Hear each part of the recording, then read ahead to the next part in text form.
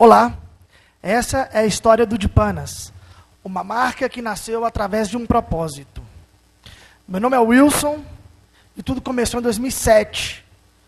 Eu era jovem, 20 e poucos anos, apaixonado por rock and roll, vivi no interior de Minas Gerais e queria muito mudar o mundo e principalmente a realidade em que eu vivia na época. Eu tinha acabado de me formar em publicidade e propaganda e me surgiu a oportunidade de fazer um intercâmbio na Espanha. Eu não tinha dinheiro, mas a minha mãe tinha acabado de vender uma casa, me emprestou a grana. E assim fui parar lá no velho continente. E eu cheguei na Espanha no momento em que o país passava por uma forte recessão. Tinha uma alta taxa de desemprego e nós, imigrantes, éramos os que mais sentiam.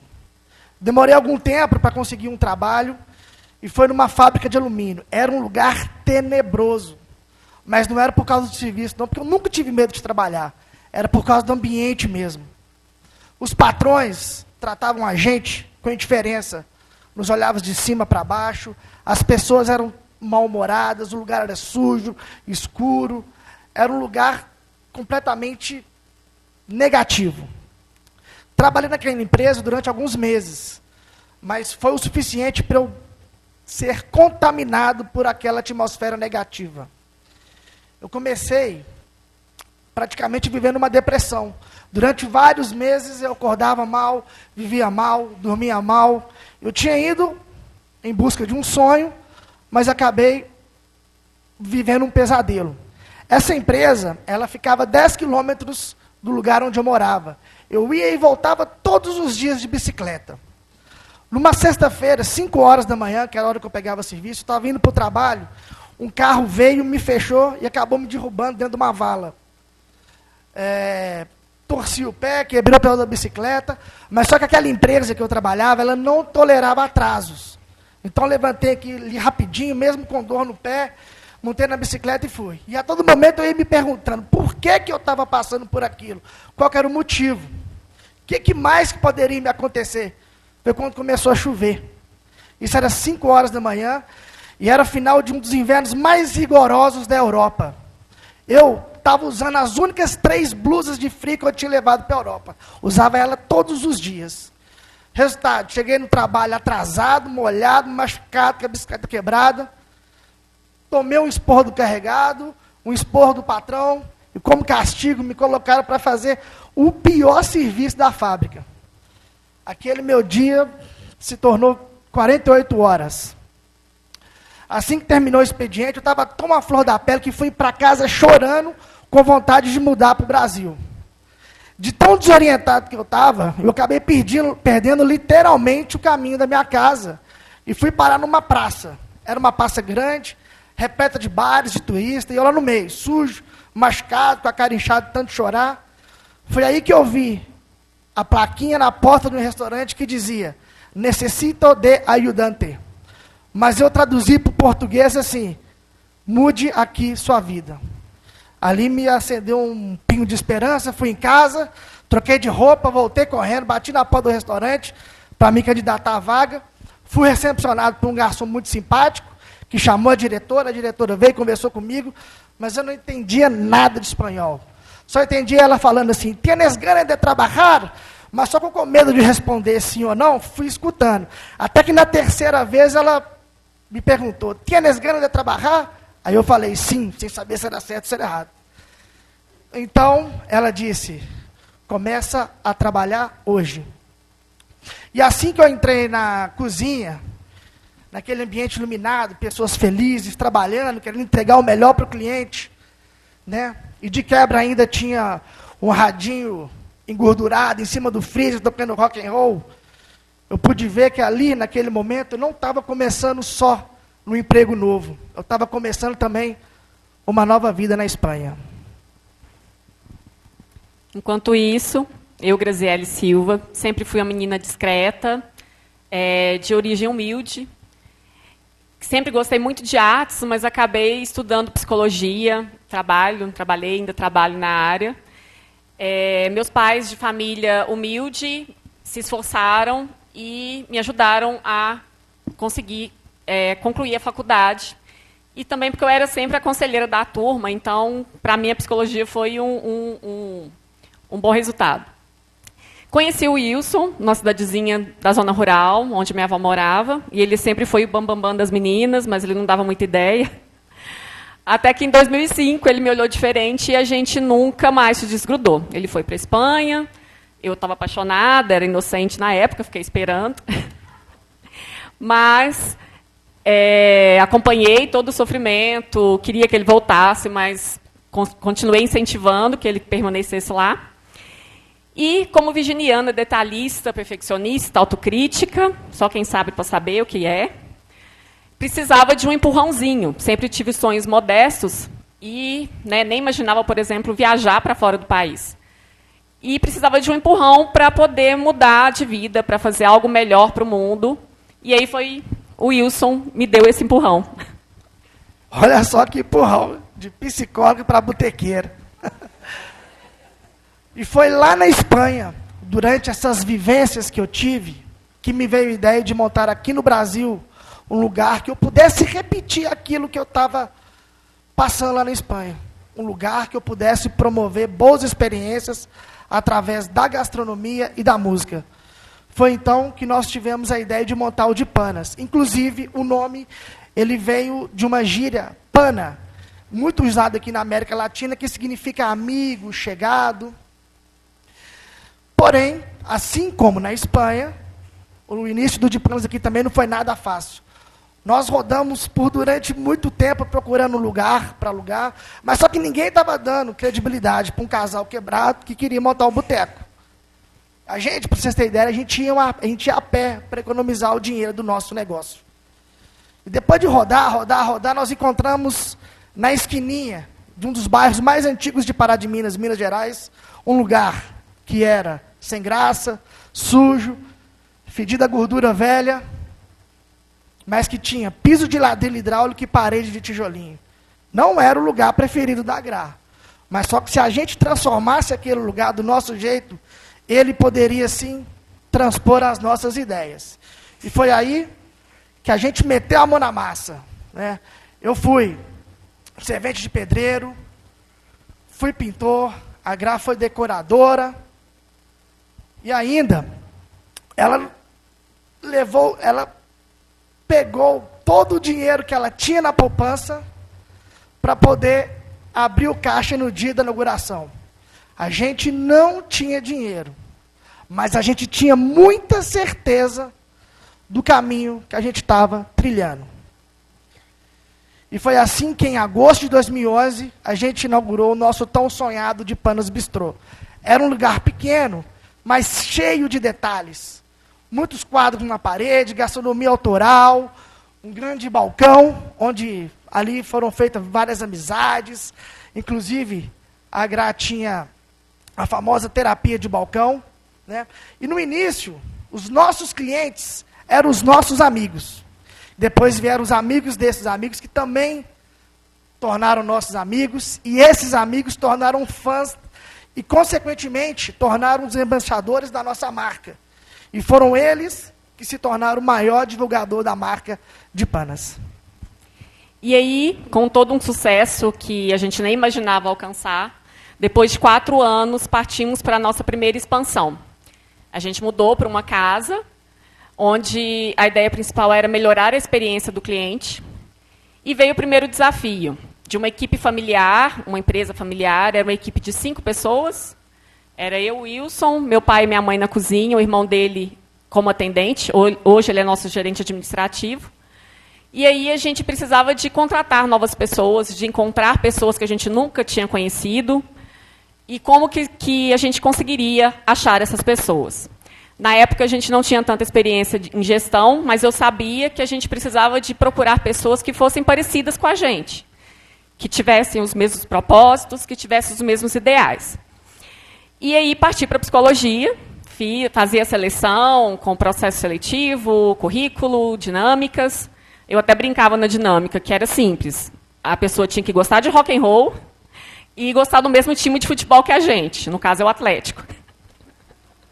Mas, brincadeira à parte, a gente conseguiu encontrar essas pessoas e conseguimos, dentro de um espaço de harmonia, de respeito às diferenças e igualdades,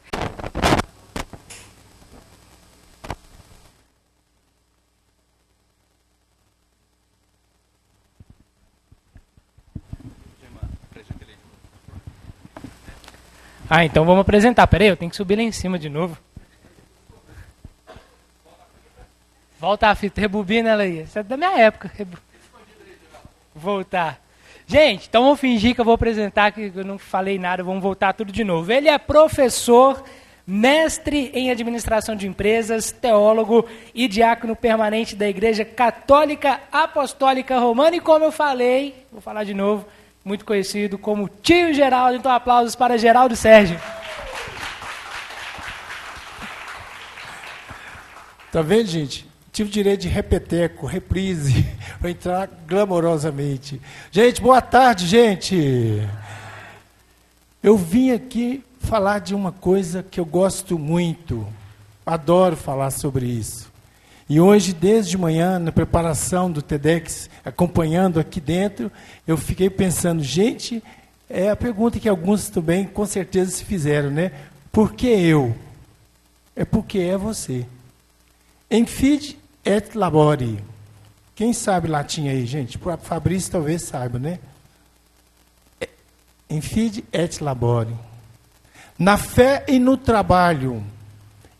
Este é o lema que está escrito, está descrito, bem desenhado na bandeira de Pará de Minas. Alguém já percebeu? Depois, se vocês, quem não viu ainda, gente, vejam a beleza que é a bandeira de Pará de Minas. A beleza que é a bandeira. E por coincidência, tem quase mesmo as cores do TEDx. Sabe por quê, gente? Porque Pará de Minas é mundial. Pará de Minas é o lugar mais bacana, mais gostoso de se morar, de pessoas mais interessantes que eu já conheci na minha vida. Estou falando mentira ou estou falando bobagem, gente? Vocês já perceberam que tem pessoas que não são de Pará de Minas, mudam para aqui para trabalhar no banco, na polícia, não sei aonde, padres também, né? Mudam aqui para Pará de Minas. Gente, o dia que esse pessoal tem que ir embora é um choreiro que vocês nem imaginam. E muitos batem o pé e dão birra e não vão embora. Vocês conhecem alguém que veio trabalhar aqui em Pará de Minas e mudou para aqui e nunca mais foi embora? Eu conheço um monte de gente, não é? Você é um, né? Aqui tem mais alguém, gente, que não é de Pará de Minas, que bateu o pé e está aqui, não vai embora de jeito nenhum. Vai lá na terra deles e volta correndo para Pará de Minas. Porque Pará de Minas é assim, gente. Quando nós nos propusemos, né, através de um batalhão de gente, muita gente que a gente tem que agradecer, do TEDx, FAPAM, estar aqui em Pará de Minas, é para mostrar para vocês que estão aqui conosco hoje, aqui nesse auditório, e também para as pessoas que vão nos ver pelo mundo afora. Pará de Minas é o lugar abençoado por Deus, de pessoas em fide et labore. Pessoas que gostam muito de trabalhar. E são pessoas de uma espiritualidade muito alta. As pessoas aqui, gente, constroem suas vidas, suas famílias, sua história. E aqui não estou falando de nenhuma específica religião. Nós somos, sim, uma cidade de pessoas tradicionalmente católicas. Mas nós temos aqui muitas denominações religiosas de pessoas maravilhosas, que eu poderia estar aqui agora, nessa parte da tarde, fazendo uma lista para vocês, de pessoas espiritualmente acima da média, de pessoas que gostam de trabalhar, não só trabalhar para ganhar dinheiro, mas para trabalhar para o bem de outras pessoas. Vou contar uma historinha para vocês. Eu adoro contar historinha. Ainda bem que é só 18 minutos que nós temos, né, gente? Senão eu ia contar história o resto da tarde aqui, viu? Gente, vocês não imaginam o tanto de pessoas que eu conheço e convivo no meio deles. No final vou explicar por quê, né? São os padres, os freis que trabalharam aqui em Pará de Minas, chegam fora de Pará de Minas e contam como é a espiritualidade, o trabalho, as pessoas, a nossa cidade. Olha, mas são muitas pessoas religiosas, inclusive de outras denominações, que querem vir para Pará de Minas. Outra coisa, eu estava conversando outro dia com o pessoal de banco. Olha, o que tem de gente querendo vir para Pará de Minas para trabalhar aqui. Então, gente, Pará de Minas é um lugar abençoado, porque é um lugar de pessoas que gostam de trabalhar muito, de uma espiritualidade muito alta. Mais uma vez, não estou aqui falando daquela ou desta religião. Olha lá, ele olhando para a gente. Isso aqui é o Cristo Redentor, isso aqui é Pará de Minas. A nossa cidade querida, que eu nasci e fui criado nesta cidade. Com um pouquinho de juventude acumulada, eu posso falar muito bem de Pará de Minas.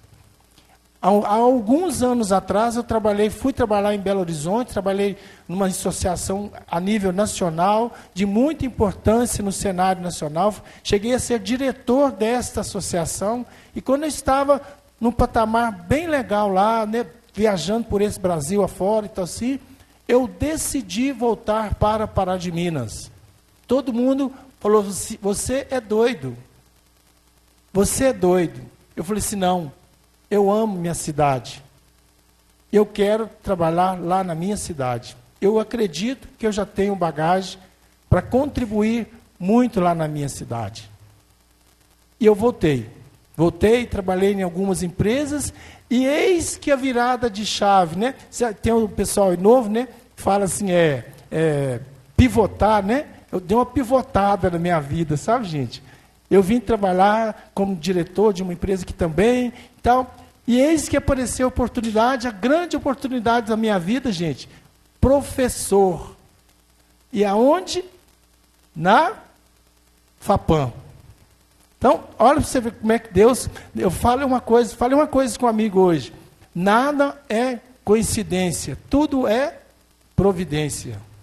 E aqui eu construí uma história, aqui eu vivo ações intensas de todos os níveis.